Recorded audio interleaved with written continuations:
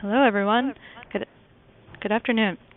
My name is Jenny Koch, and I'm a Senior Associate Planner with Roadside and Harwell. But today I'm representing the Sustainable Communities Division of the American Planning Association as we are hosting today's webinar. Note that the webinar is eligible for 1.25 AICP CM credits for live viewing only, but these slides and a recording will be available on our website, which is sustainableplanning.net, shortly after the presentation. Thank you to all of our division sponsors. We always want to make sure we acknowledge them. They help us put on events such as this webinar, our conference events, and all of our activities. Our sponsors for 2017 and 2018 include Clarion, Dewberry, Farr Associates, HAF, Niche Engineering, Robinson & Cole, Smith Group JJR, U.S. Green Building Council, CDP Engineers, Montgomery Associates, Pesca, and TransformativeTools.org. So thank you again to our sponsors and, of course, to our division members whose contributions also support our work. If you're interested in volunteering with the division, or if you want to share ideas for other webinars or activities, here's our contact information. I'm getting a note that some might not be able to see the presentation. Can you send me a note if you're able to view the slides that are up on the screen right now?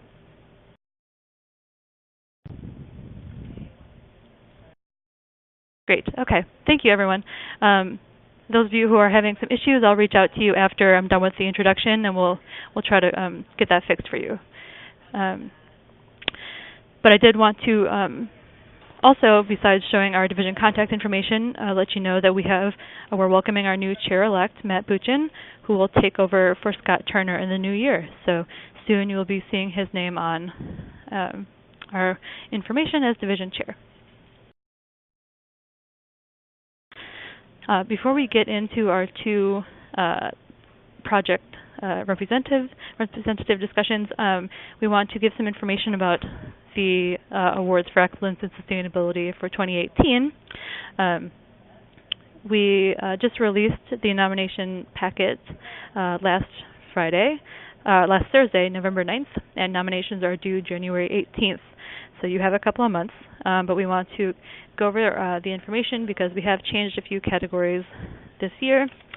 As you can see on the screen, there are 10 categories. The 3 in blue are the ones we have added or changed. The one major change that we made was to split up the sustainability or resilience plan or project into 2 separate categories. One that we're calling Community Sustainability or Resilience Plan, which is for plans in a neighborhood, small area, or citywide scale. And then the State or Regional Sustainability or Resilience Plan category, which honors plans at a state or interstate level.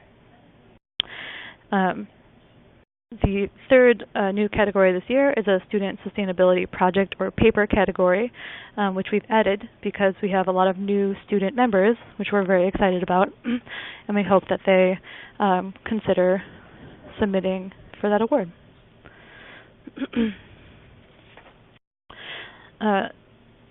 You'll find more information about the criteria for the award in the information packet on the website, sustainableplanning.net.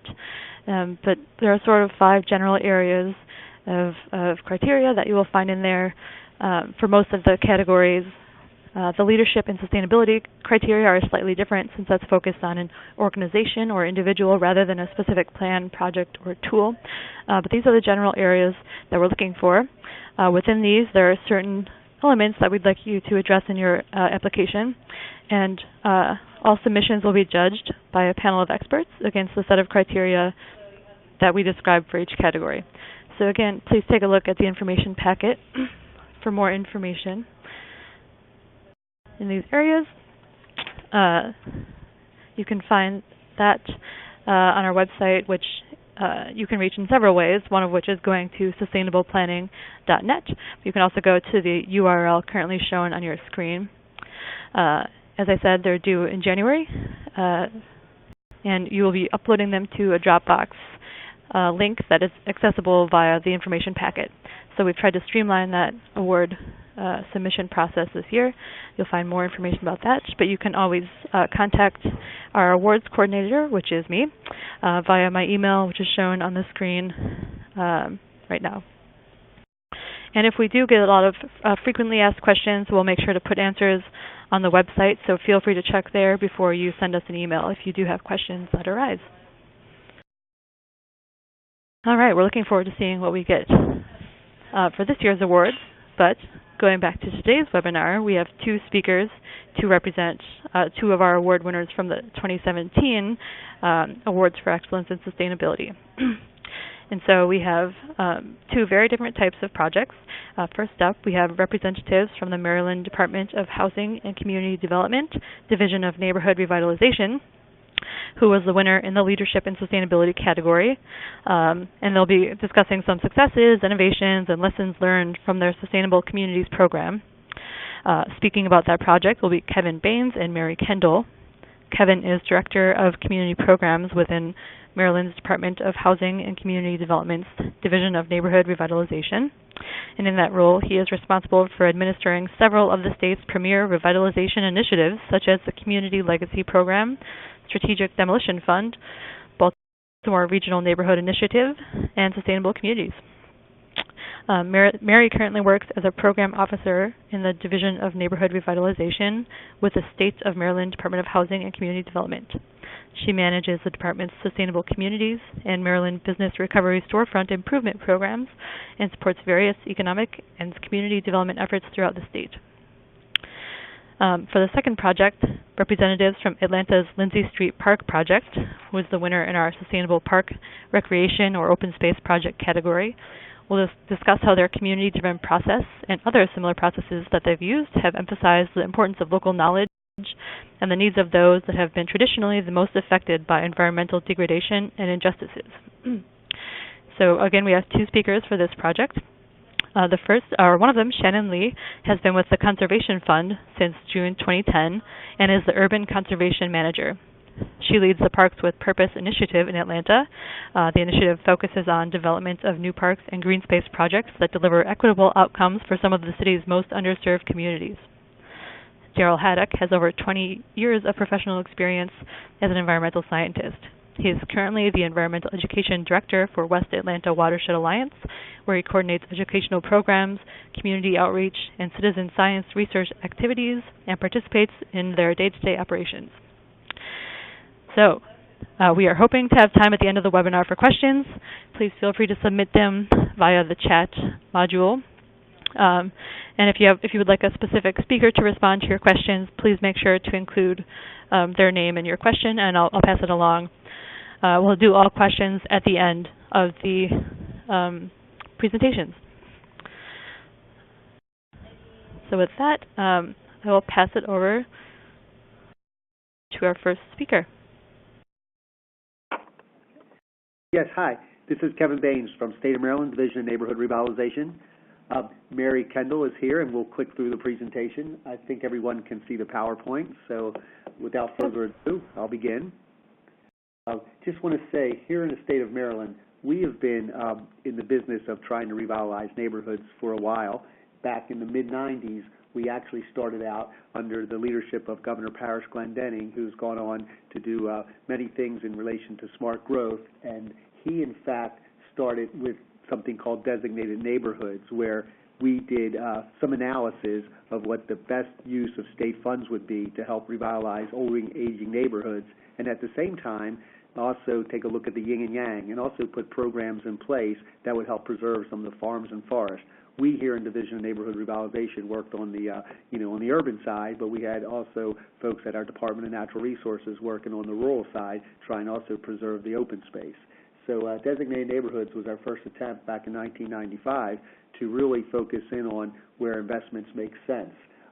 This evolved shortly thereafter to become what we call the priority funding areas, where the state actually, in law, suggested that we are going to invest money on one side of a line and not on the other, in terms of state resources really being focused and targeted where it makes most sense for a good bang for the taxpayers' bucks to no longer just sprawl, if you will, and continue investing in infrastructure and other things that may not necessarily be prudent financially and specifically was not, conducive to, to good environmental concerns as well. So we really tried to come up with an idea, and they call it the priority funding areas, where the local governments work with the state of Maryland to actually come to a conclusion on where the local governments in the state would like to agree where to invest state resources. This evolved shortly after that into something called community legacy areas, and for the first time it really was a plan affiliated with that. So it was no longer just a polygon or a place, but it was actually a strategy. So that was sort of like the evolution that took the next step. So community legacy was, for the first time, was not just a polygon, but was also a plan suggesting that, hey, within this place, these are the things that we want to accomplish to really make this community a better place to live, work, shop, and prosper. So that was the first attempt to add a strategy on top of our place-based efforts. And then, of course, other things happened, such as the base realignment and closure zones and more interest in transit-oriented development. Those things really also aligned our resources with some other resources from other departments to really make a big difference, because state was a big winner in relation to closures of some of the military facilities. We've actually inherited a lot of growth in and around those, so we wanted to accommodate for that, as well as some transit opportunities that we had here in the state. So we want to align our resources with many other financial opportunities that were available. But I think we're here today to talk about, last but not least, the grand conclusion became sustainable communities, where we felt that many of these overlays would be better together. So as opposed to have all these different overlays for different reasons, we thought that we would come together as a state to really focus in on having one overlay and try to make these areas sustainable and have more of a comprehensive strategy. And there we go. Okay, Mary's working slides. Got it. And just to say, back in 2010, we passed a piece of legislation, the Sustainable Communities Act, where it was a host of state agencies wanted to work with local governments to come up with a 5-year strategy to basically, it's like an investment strategy to help really kind of coordinate and augment one another's resources to really have a bigger bang for our taxpayers and for the communities. So this designation was a shared designation, so that's something unique about it. Also, many of the other designations were from one department or one division for one particular purpose, but this was more of a shared effort where all the departments said, hey, we could come together and really make a bigger difference if we're all singing from the same song sheet. So that was the goal of this act, and we knew that we all would have to put our own tools into the toolbox. So we all then could get out of it by also providing a number of resources and incentives within the sustainable communities. And we also did a study with our local partners, and actually we wrote 2 books, Sustainable Maryland, and we also wrote Sustainable Maryland 2.0, which was a series of meetings and I guess classes with both local government representatives, for-profits, nonprofits, other stakeholders throughout the community to say, hey, what can the state do to help do a better job of revitalizing neighborhoods and communities? And we took a look at where those places were successful and where those places were not successful, and what we could do to make them more successful. And the one thing that kept coming up again and again was 3 things, and that is a place.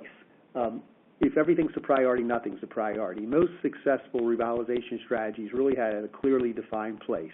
So we felt that was something that was really needed to mention, is that we really need to focus on a really specific place that does warrant reinvestment and everyone really being clear on what the priorities are within those places.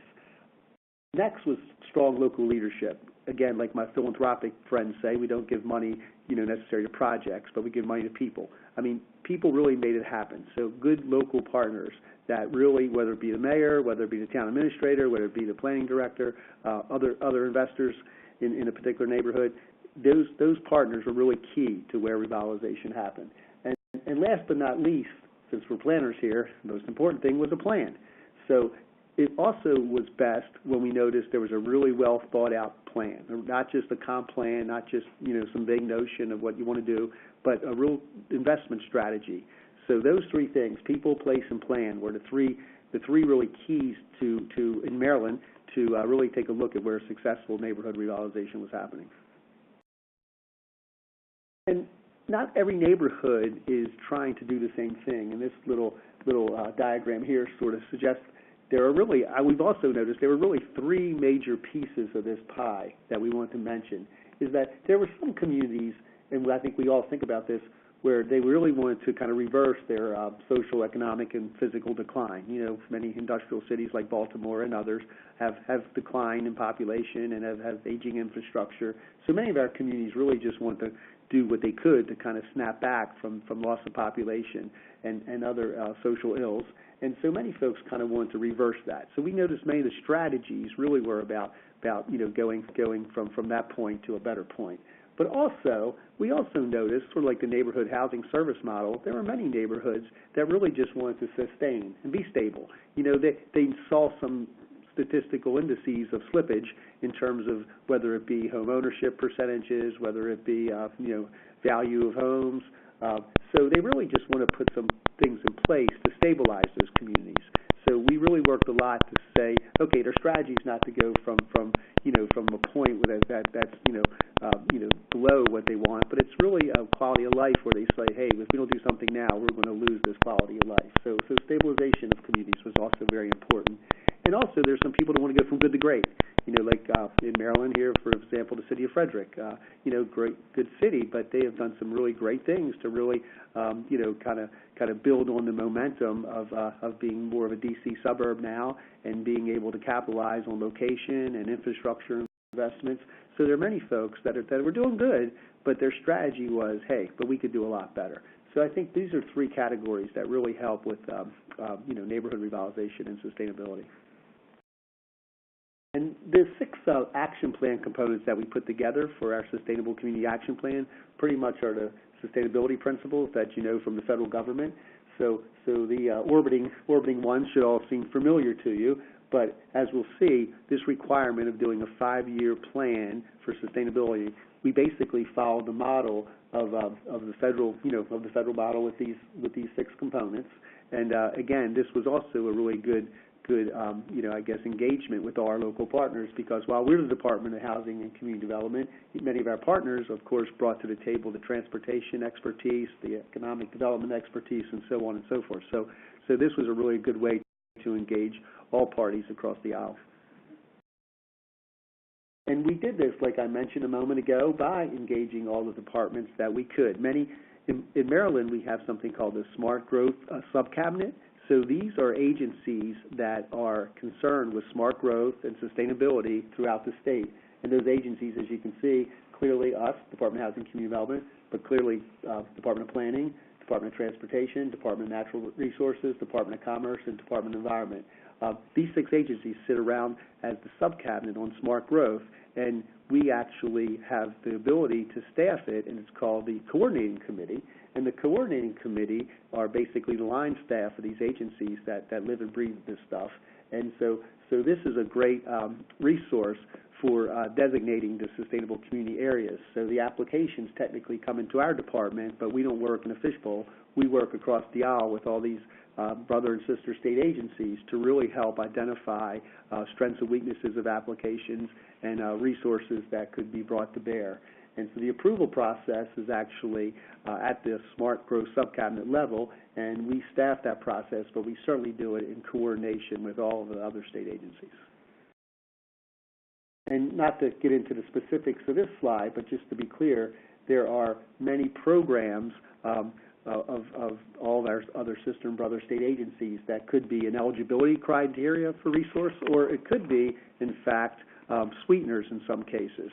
So we want this to be meaningful. So if we want the local governments to go through the process of identifying opportunities to partner with the state, basically the state's saying, hey, where are you, where do you want to go, and how can we help you get there? And we know not one department is going to be able to answer all those questions. So we have about, again, the 6 agencies and about 13 programs that they can tap into. And basically, you have to be a sustainable community to be able to access these resources.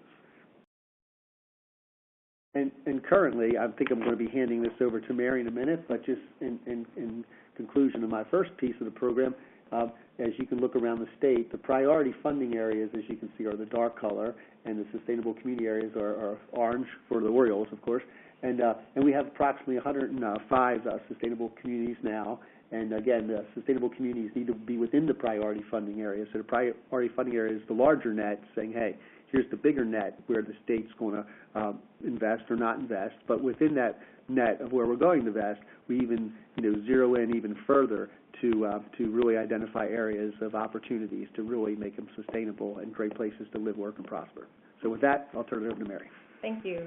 So in terms of us creating that target within a target inside the state of Maryland, our sustainable communities cover about 3.5% of the entire state. So we are trying really hard to be very specific and strategic and targeted with our investments. And our sustainable communities cover about 20% of the priority funding area. The majority of our sustainable communities are municipalities, so they are administered, run by a municipal government. In Maryland, there are 157 municipalities, so right now 103 of them are included within a sustainable community. And this really is the ideal place for us to target our revitalization dollars because the majority of our municipalities in this state were incorporated in the 1800s. So these are communities with a lot of aging infrastructure and other types of challenges that older communities have. There are original train stops, they're the original farming crossroads, and their populations vary greatly throughout the state, anywhere from 300 people, or in some cases fewer, all the way up to, say, 650,000 people, which is about the current population of Baltimore City. The smaller municipal governments, one of our lessons learned, I think, is we have found that they generally are a great match for our revitalization resources because they're smaller governments, there's less bureaucracy to administer funds, but the downside is oftentimes they have fewer staff, so they have just much more limited staffing capacity compared to, say, county government. And county governments can submit a sustainable communities application and designate an unincorporated place, but their challenges come down to implementation because, as many of you probably know, county-level, larger planning agencies are a bit separate from the implementation piece. And our resources associated with the Sustainable Communities Plan really are about taking that plan to the implementation stage. So how does a government become a sustainable community? Well, they submit an application to our agency. But what I think is really cool about our division is we're like planners with checkbooks, and that's a quote from my colleague, Kevin Baines. So basically, we can have the opportunity through this Sustainable Communities application process to work with local governments, especially our smaller municipalities, to help them develop revitalization strategies and really tailor their plan so that they have a clear understanding of how to use the state agency resources associated with the designation. The other great thing I think about our application is that we have set it up like a work plan. So this is a screenshot of what a blank application looks like. Every one of the pillars that we mentioned earlier that was orbiting around the sustainable community core, that was housing, economy, environment, quality of life, transportation, and land use of planning, we asked the local government submitting a sustainable community application for designation to tell us about the strengths and weaknesses within each of those core areas or those pillars. And then we want them to tell us how they're going to build on those strengths or address those weaknesses by developing an outcome, so telling us what it is that they hope to achieve within the next 5 years. And then they clearly develop strategies that are associated with those outcomes. This is Planning 101, so they develop some strategies where they tell us, well, how they plan to achieve whatever that specific outcome is. And then one really important piece, I think, in this matrix is the implementation partners, because local governments oftentimes can't do this type of work. They can't really revitalize communities in a sustainable way all alone.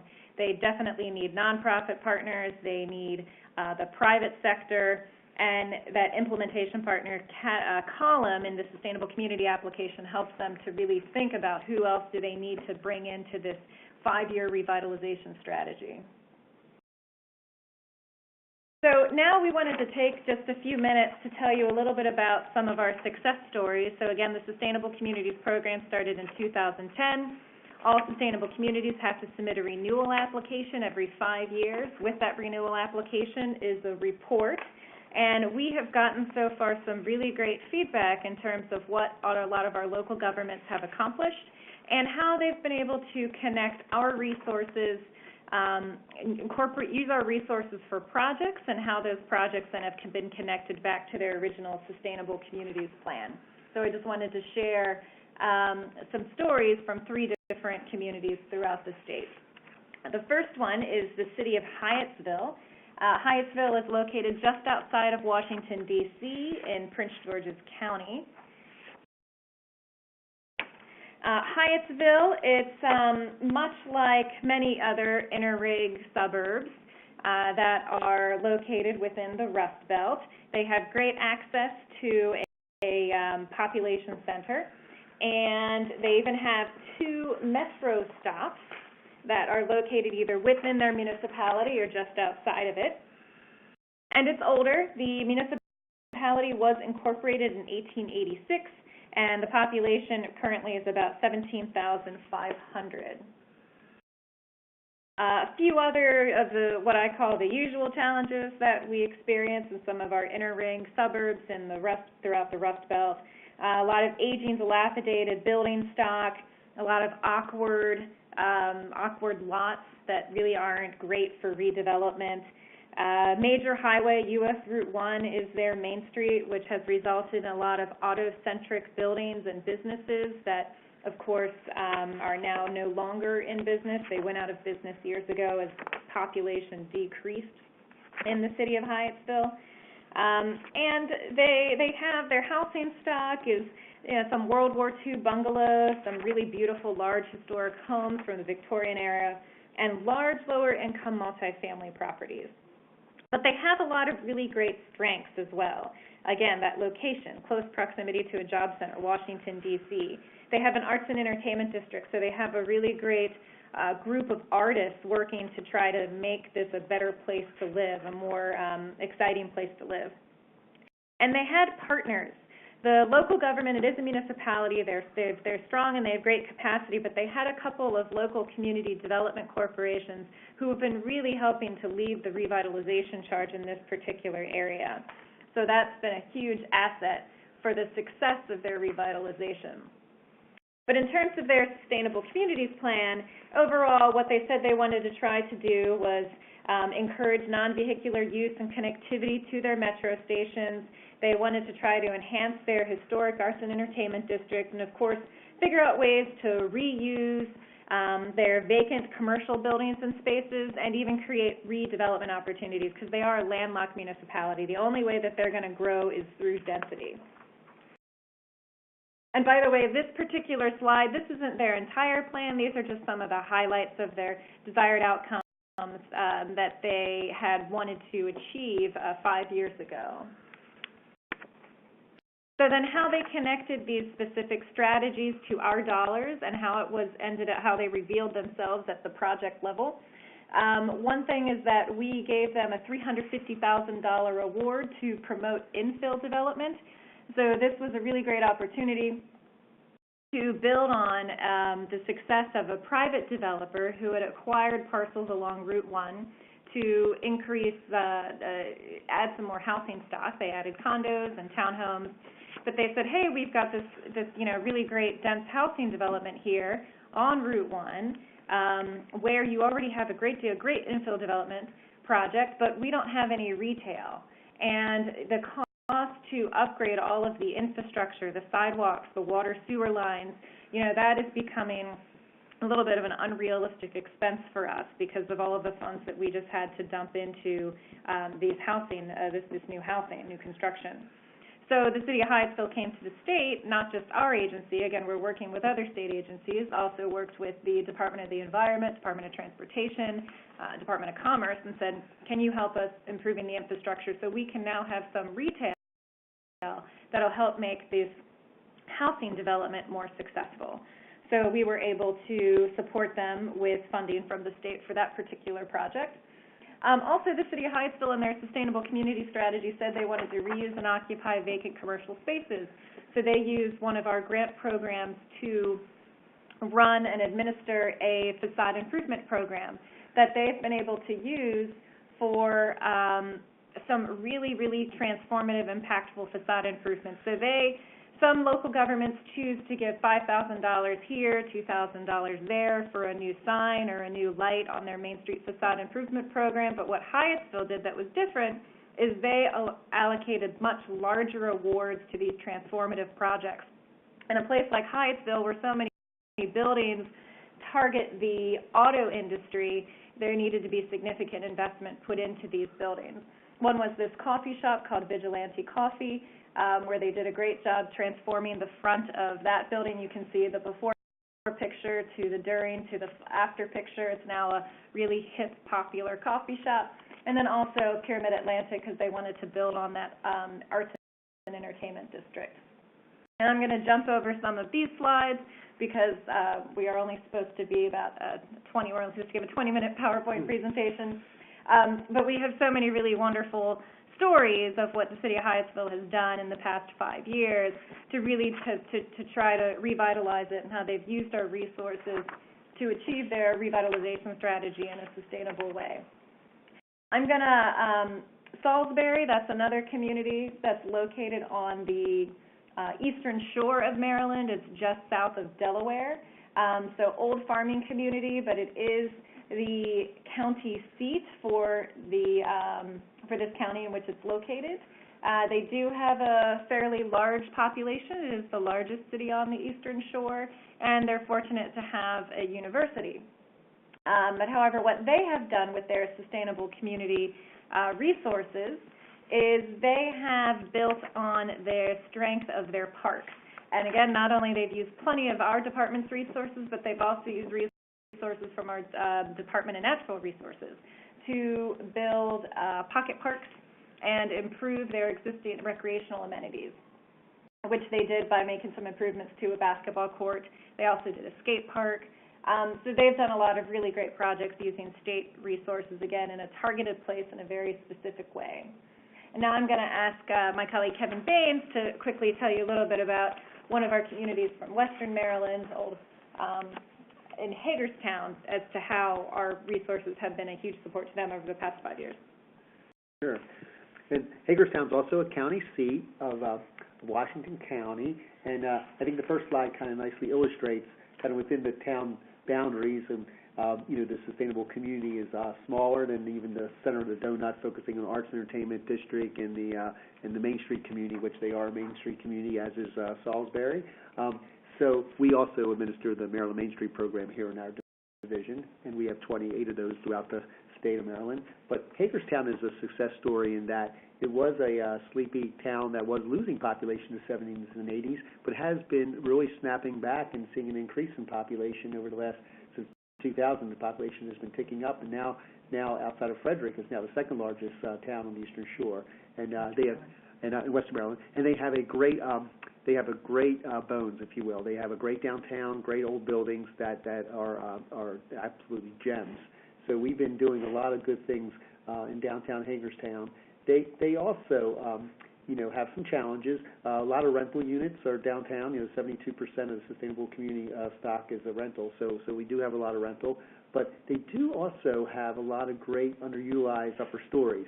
So we've been really trying to do our best to work with the City of Hagerstown, as well as they do have a satellite University of Maryland system to try to really take advantage of the opportunities for student housing downtown. They have a satellite, not just of one university, but a shared satellite of a number of different universities from around the state, featuring different programs of interest.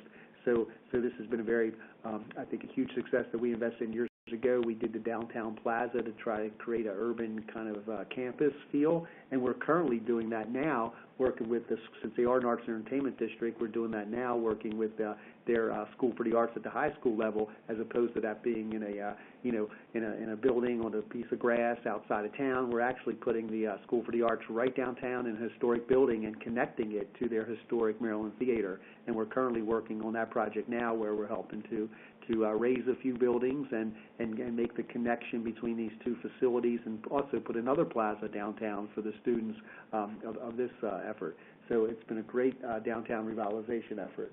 But they do have some great outcomes too. As it's been attracting more students and more young folks to live downtown, they have a lot of great dog parks, pocket parks. They have a great bicycle plan. They do have a lot more local businesses opening up. They are trying to do their best to retain these young folks, and there's a lot more high-wage jobs as a result of that.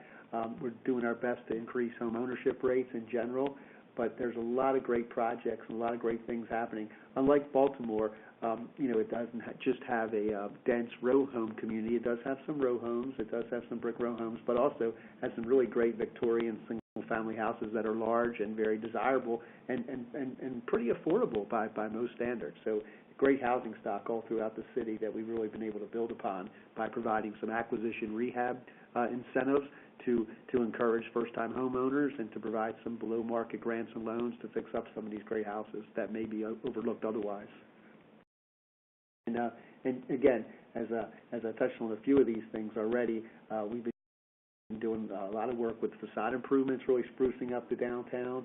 And just want to say, as a Main Street community and arts and entertainment community, we've been really having a lot more festivals. Some of them national. They have a great blues festival and a lot of great activities that have been drawing people from far and wide. Since the location of Hagerstown can draw from Pennsylvania, West Virginia, Virginia, it's started to be a really great destination place for arts and entertainment.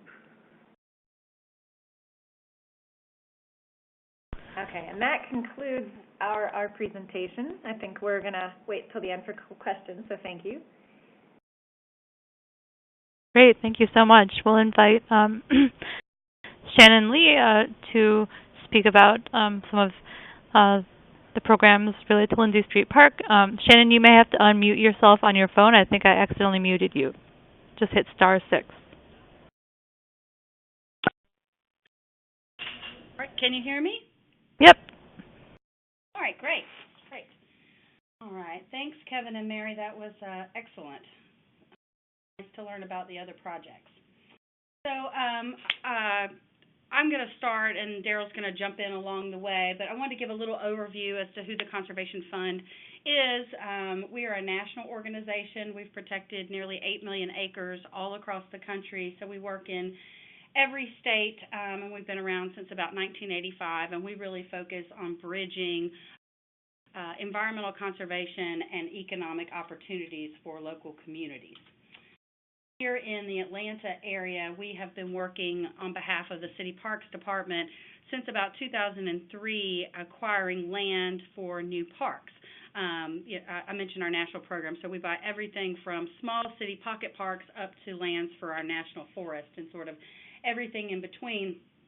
And so here in the city, we've completed about 52 projects, created or expanded 32 parks, adding about 253 acres, which doesn't sound like a huge number, as sometimes we buy 10 and 20,000 acres at a time, but when you're working in urban communities, many times you're buying a quarter acre at a time. In fact, our office holds the record for smallest property purchased by the Conservation Fund at 0.01 acre, or 0.02 acres, I believe. So the urban work is certainly a little different in scale. As you can sort of see on this map, though, one thing to note, that brown beige color, that is an outline of the City of Atlanta, and then the blue line is the City of Atlanta's new Beltline project, which really rings the innermost city neighborhoods. And all of those green triangles were projects that we had been working on prior to our Parks with Purpose work. And those were all sort of a little bit away from the inner core of downtown Atlanta. And you'll see one of my future slides as to why that is, because that's really where all the heaviest gray infrastructure is inside that blue line. So we've really tried to start focus on those core neighborhoods moving forward. One of those is Proctor Creek. Proctor Creek is the only watershed in the city that is fully contained inside the City of Atlanta. We have 9 watersheds. Atlanta sits up on a ridge. Proctor Creek has some of the most heavily urbanized neighborhoods in the city. They've been impacted multiple times by in the headwaters is the Georgia World Congress Center, the old Falcon Stadium, the new Mercedes-Benz Stadium. There's actually about 300 acres of impervious concrete that sits on the headwaters, and so when you get a abundant rainstorm, about a 1-inch rainstorm puts about 30 million gallons of water into the two closest neighborhoods there in the headwaters, which is Vine City and English Avenue. And this is some of the very troubling statistics and significant problems and challenges that these communities have faced for the last several decades. And so this is the area that we really wanted to help with park infrastructure. I wanted to show this image. We use this a lot working with our communities because I don't think most people understand that when we look around in our urban spaces, we should see creeks and streams. But in more than 800 cities across America, we have combined sewer systems where now where there should be water flowing, instead we have pipes that are filled with both storm water and raw sewage. And so when we get a significant rain backup, we end up with raw sewage flowing through these communities. This is a good example of how close these neighborhoods are to downtown Atlanta. You can see the stadiums, the heavy impervious surfaces, and these neighborhoods are like a bowl just to the west of the city. So everything that falls in downtown Atlanta eventually runs into these communities, creating significant stormwater flooding issues in these neighborhoods that are also devastated, by poverty and crime and some of the highest vacancy rates. English Avenue has about a 60% vacancy rate, even though it is literally footsteps from billion-dollar facilities right downtown. Here you can see some of the significant flooding that happens in the neighborhood, the highly channelized streams, the significant gray infrastructure. On the right there is a map. One of our partners, Park Pride, they help do community visionings for individual parks, and they had been working on a park vision in Vine City. And Vine City and English Avenue are sort of like sister neighborhoods. Most people talk about them together. And when the folks in English Avenue found out that Vine City was getting a visioning, their local state representative asked if English Avenue could also get one. And so when Park Pride began working with those neighbors, what kept coming up was not parks and green space, but flooding, stormwater issues. How do we deal with that, and can parks be a solution? And so the Conservation Fund, Park Pride, West Atlanta Watershed Alliance, and many other groups got together to help develop this green infrastructure vision plan that really focuses on how we can use those abandoned properties, most of which are the lowest lying areas in the neighborhood. There's a direct correlation between the low topography and the polluted, mold-filled homes. And so there's a lot of vacancy in these areas where we could capture stormwater. And so this is a plan to really reimagine the whole community in a way that uses parks and green spaces to mitigate those stormwater issues. And of course, these are just some of the examples of green infrastructure. I'm sure most of you are familiar with them, but these are the things that we really talked to community members about once we got into the community engagement process, really focused on how, things like permeable pavers and detention ponds and rain gardens can be used in their parks and green spaces to help alleviate some of the stormwater runoff. Again, I mentioned from the beginning that we were the parks acquisition partner. So we've worked with the city for about 15 years on acquiring parkland, and our normal model is to buy that land, hold it until the city can write legislation, and then take it from us, and the city, in their own time, builds a park. That model really just didn't work well in these communities. The properties were very small. They were contaminated in many cases. You can't find owners. There are title liens, tax issues, and so our standard model of overhead just didn't cover our cost. And so we decided to take a little bit of a different direction with this project, and we sought some funding from a local foundation who really liked the idea of using green infrastructure and parks, and they really wanted to see some robust community engagement as part of the process. And so one of the first things that we decided to do was we have a a group in Milwaukee, the Conservation Fund, and they had been doing some similar work in the Milwaukee area in partnership with the Milwaukee Sewer District. And so we took residents from these communities here in Atlanta up to Milwaukee to see how green infrastructure could be used in their communities. And when they came back, they were extremely excited about the prospects of what we could do, and they pointed out these 6 properties that were in the English Avenue neighborhood. This is what they looked like. They were 5 abandoned lots, 1 dilapidated house, and it took us about 2 years to acquire this property, even though it was valued at only $95,000. So that sort of tells you how complicated the real estate process really was. But we knew we wanted to do more than just buy this land. But again, we were a real estate office here in Atlanta and didn't have as much expertise as we do now at working with the community. And we have a program internally called Resourceful Communities, and we asked if they could come in and help us. They generally are focused on rural communities in North Carolina. They have a 25-year history of working in those communities. And so we invited them here to begin to help us to work with residents and grassroots organizations on developing a plan for for Lindsay Street Park. And so that's how we got really invested with the community, is through a series of meetings that our Resourceful Communities team hosted. I'm going to pass it off to Daryl, because that's really where our partnership with West Atlanta Watershed Alliance grew and became very strong. And so I'm going to let him tell you a little bit more about his organization and how we moved forward together.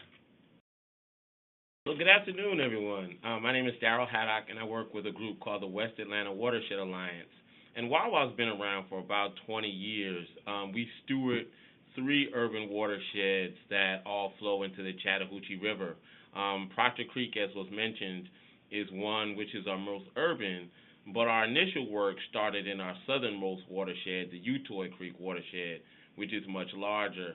And back in the 90s, the city of Atlanta was experiencing considerable water quality impacts and environmental stressors from urbanization.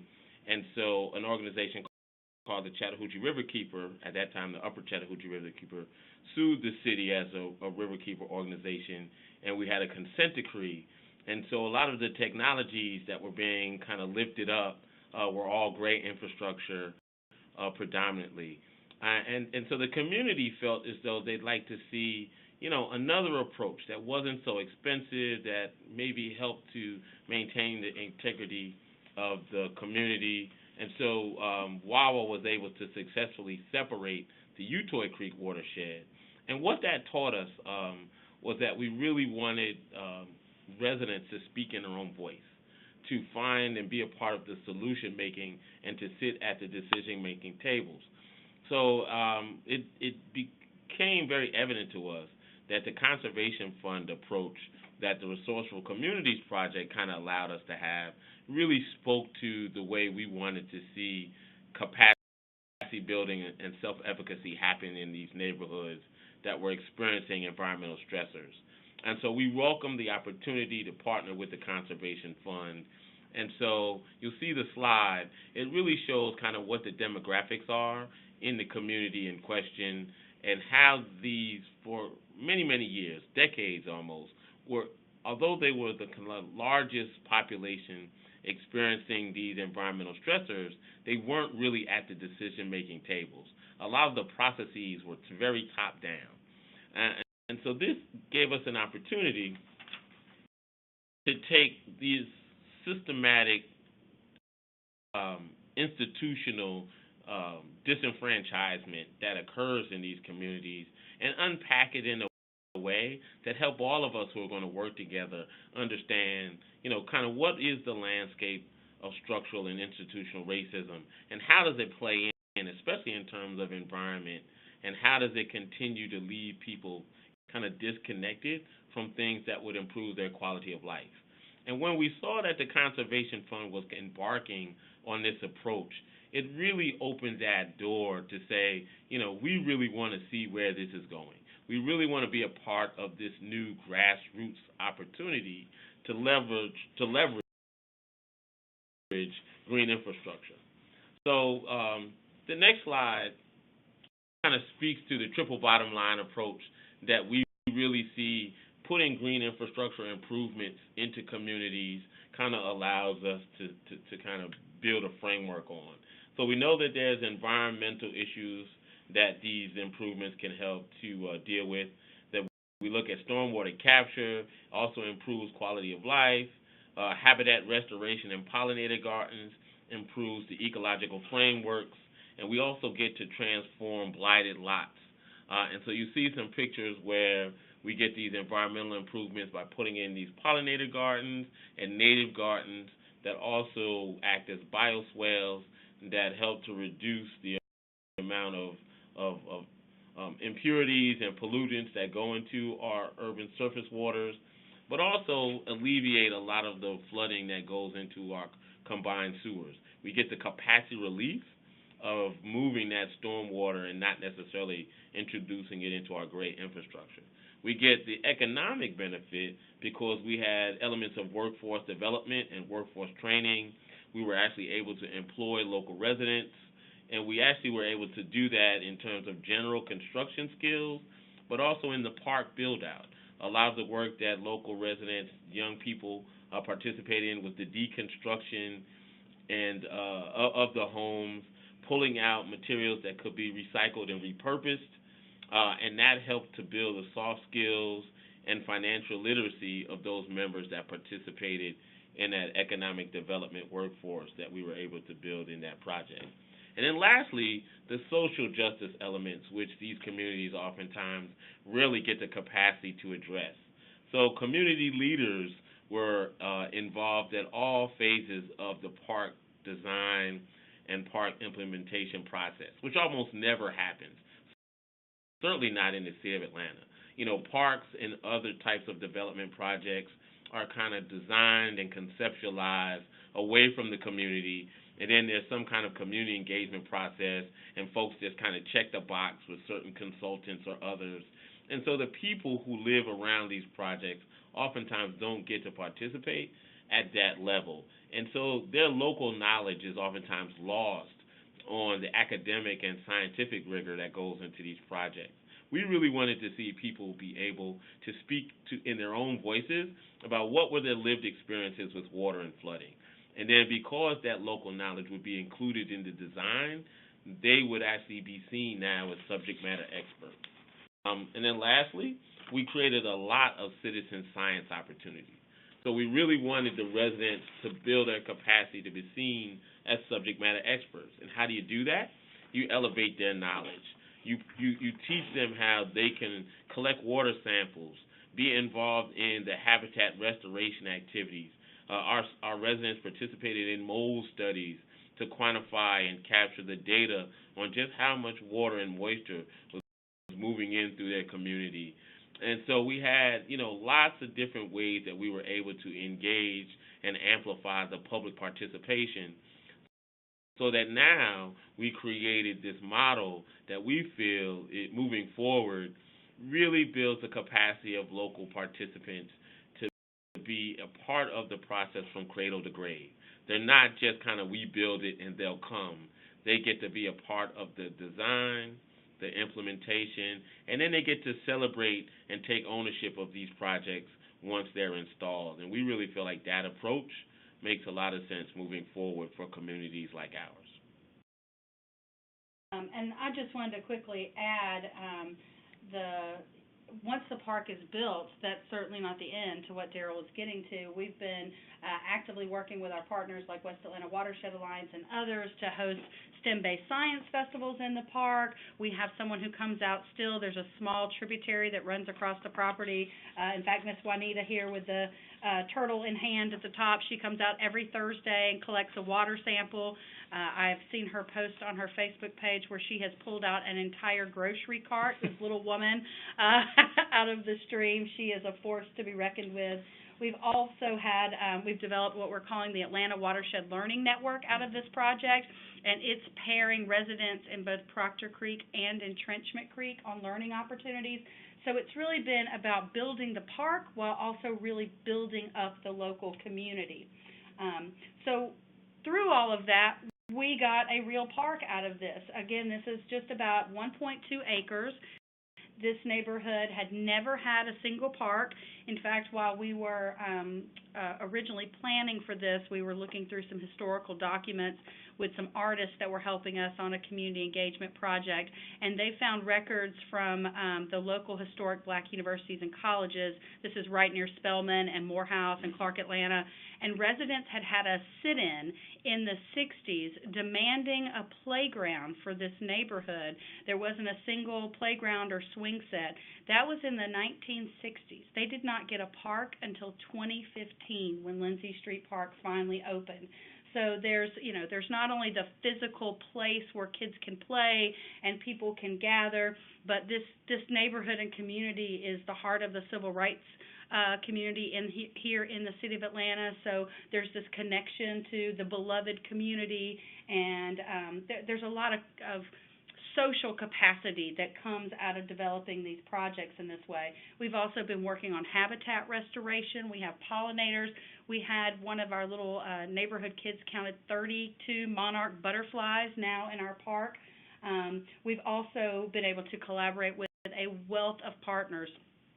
Lindsay Street Park had a total of 32 different groups participating. That's everyone from local groups like West Atlanta Watershed Alliance and Eco Action, larger nonprofits like the Riverkeeper and Park Pride, but also corporate sponsors. U-Haul gave money on this project, PNC Bank, the Botanical Gardens. The Atlanta Botanical Gardens. We had money from the state, from the feds, a little bit of everyone. And it was really because we were focused on all of these different benefits. It wasn't just parks and green space. We were talking about health outcomes and economic development, job opportunities, environmental education. And so the more of those benefits that you can sort of squeeze out of the individual project, the more interest you get from a variety of audiences. And so it really created a park that many people were excited about. And most importantly, the local neighborhood was excited about it. In fact, one of the folks who lives on the park, their house is abuts the park property. They had been renting their home for about 7 or 8 years, and they thought that the park was such a good investment in their community that they sort of scraped together everything that they had, and they purchased their home. And that turned out to be the head of the neighborhood association, so it led to more leadership roles, and then there's a new school that's gone in across the street, so now there's a whole cohort of kids that use that park every afternoon. They do planning events. There's a Friends of group that activates it and really maintains it and has activities. In fact, I just saw over the weekend they had a big cleanup event there. And so the community has really taken hold of it, and I really credit that to the fact that not only did we engage them along the way, we employed their young folks in the actual construction of it. Folks got they received learning opportunities, they got a financial incentive for being part of it, and so now they really see it as their park. It's not a park that someone came in and built for them, it's a park that they built themselves. So that really goes a long way in creating that type of ownership. You'll also see there's a sign there, what is green infrastructure? There's actually 5 different signs in the park. We tried to really incorporate passive educational opportunities. There's a sign that tells the whole story of how the park was built by the neighborhood. So we just really wanted to leave sort of those deeper marks and opportunities for people to continue to learn about this neighborhood space. And I do think that it's important to kind of lift up that, and it was also the community, so that kind of suggested or inquired about, could parks be used to manage and mitigate flooding? Could parks absorb water? And so that was more or less a research question that emerged from a local community leader. And so here, many times we academics think that, okay, we kind of create the ideas, right, that kind of spur all of the development and improvement, and all of that kind of rests within kind of the hallowed halls of the scientific community or the conservation community. But, while the city of Atlanta was experiencing, the residents were having these lived experiences with water and flooding and persistent mold and the combined sewer overflow infrastructure failures, residents themselves, beg the question, one, we need a park, and can parks be used to help us with these other types of problems? And so Park Pride and others, we all had to kind of scramble to say, well, we think it can. Yeah, that was in like 2009 exactly. when that first came up. So it was earlier than a lot of the green infrastructure kind of movement that we're seeing kind of play out in many of our cities. And so now we have a green infrastructure park that, as we mentioned, has these triple bottom line approaches, has all the success in terms of providing capacity relief for the combined sewer overflow system that's still operable, but also has created these community benefits that we see kind of in this project.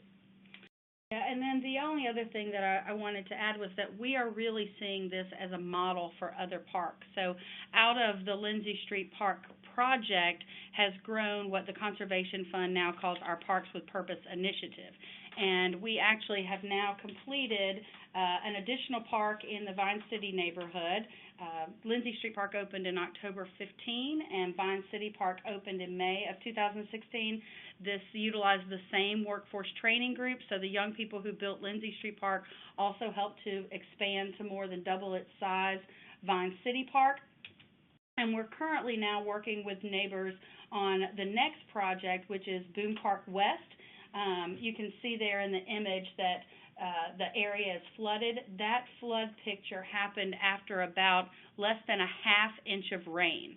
So there's a huge amount of water coming through these neighborhoods.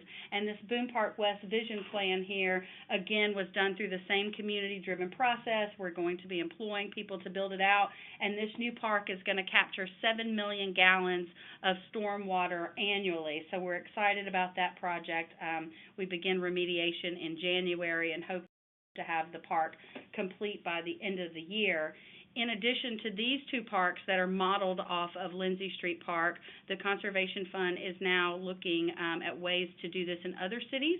We already have a Parks with Purpose project that's happening in Kansas City and in Los Angeles, and we just received some funding to expand into 4 additional East Coast cities. So Lindsay Street Park isn't just a single park. It really is a model that we have built, this process, this community-driven process of creating these new spaces so that we get the local expertise and we uplift these communities. In many of these places, I'm sure, and as same as in many of your cities, one of the big concerns with all of these new parks and green space projects going into neighborhoods is always gentrification, which is certainly a risk. Anytime you are improving a neighborhood, you are going to increase its value and in some way raise those property values. However, if you can at least be thoughtful about engaging the residents, giving them opportunities to learn, offering economic opportunities for them so that as their neighborhood improves, so does their social capacity, so that you're not just uplifting a geography, you're uplifting the entire community along the way.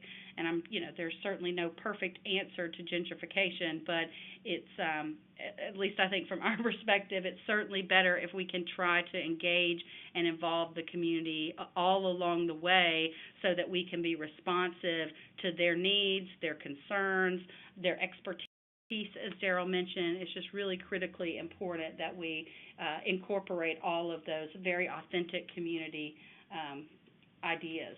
Yeah, I think we definitely believe that through this approach, the capacity of the community to be now seen as an asset. It's not just a geographical asset, as Shannon mentioned, but then the community is part of that asset map.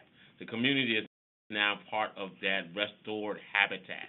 And so they deserve to stay in place should they choose to be a part of the benefits that come when the economic and financial improvements also come.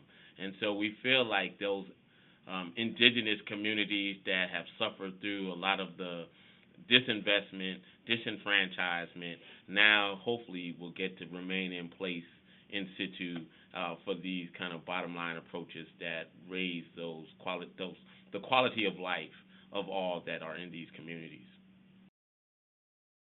I think that's our general overview there, so I'll pass it back. We are certainly happy to answer any questions anyone might have.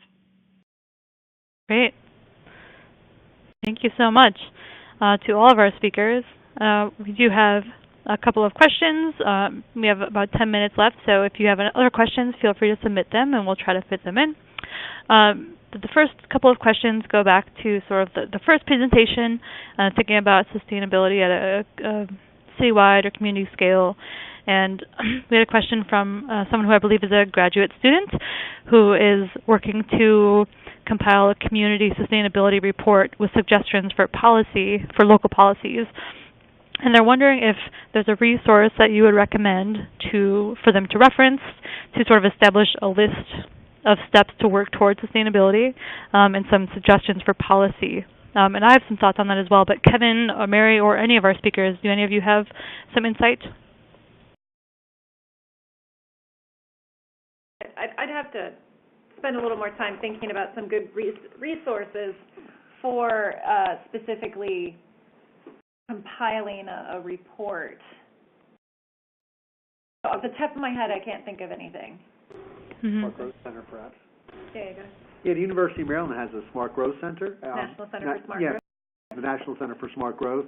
Garrett Knapp, K-N-A-P-P, is the director at the University of Maryland, and that would be a place I would start. Also, APA is clearly a wealth of knowledge as well. The resource library there is incredible. But yeah, Garrett, I think would be a great place to start.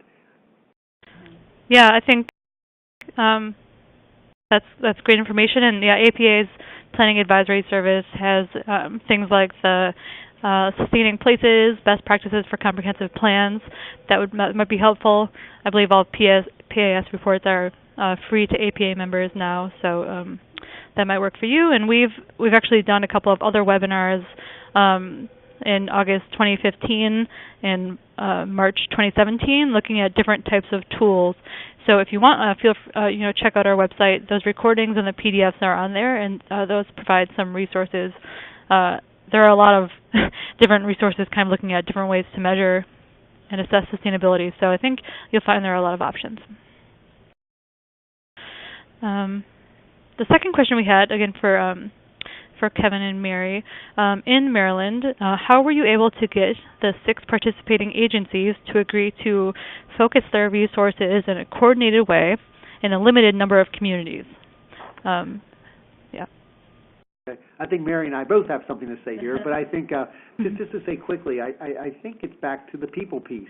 The professionals from the various state agencies that take this stuff seriously have been working together for quite some time, so it's not an overnight sensation, but they do take this stuff seriously and they do want to coordinate. So I think the people piece is very important, but I think the leadership is important because we have the framework that's set up to not only allow us to do it, but encourages us to do it. So I think having the framework upon which we have cabinet-level framework to bring state agencies together to work across the aisles on some of the common denominators, such as sustainability, smart growth, city planning issues. I think that's really been great. And again, we have Smart Growth has again the sub-cabinet, but we also have the coordinating committee, which are actually the people that actually do it. And I should also say, I think another little piece of the glue to hold it all together, to keep it going, is not only do we work together to make decisions about where we want to implement these sustainability principles, but also when it comes time for the individual funding sources from the various departments. So we sit on one another's review teams, and I think this is most critical. So at the end of the day, we can set the framework to fund all kind of great, wonderful things in these communities. But when the local governments actually apply for whether they be tax credits, loans, grants, whatever the case may be, we actually do interagency cross-fertilization of our review teams. So we actually get involved and roll our together even at the fund. So I think that's a very important piece in terms of the question: how do we, get us working together? We actually work together at the, from micro to macro and every place in between. Yeah. And Mary has something to say as well. Yeah, and one more piece to it. So there are 3 programs in the Department of Housing and Community Development that require the Sustainable Communities designation for eligibility. So it's the Sustainable Communities designation is a threshold requirement. However, for the other state agencies, Department of Transportation, Department of Commerce, the Sustainable Communities designation just gets that applicant maybe extra bonus points or reduced matching requirements or gives them priority. So basically the designation just gives them a sweetener. So people outside of, local governments outside of Sustainable Communities can apply to some of their other programs, but if they have that Sustainable Communities designation, they become a priority in the eyes of some of those agencies just for some of those, those programs, those specific programs. Great. Well, I think those were our two questions we had. So unless any of you have any final words of wisdom, I think we can wrap up. And all participants, thank you for being on here today. You'll be getting a link to send some feedback about the webinar, so please do let us know what you thought, and if you have other ideas for future webinars, we'd love to hear them.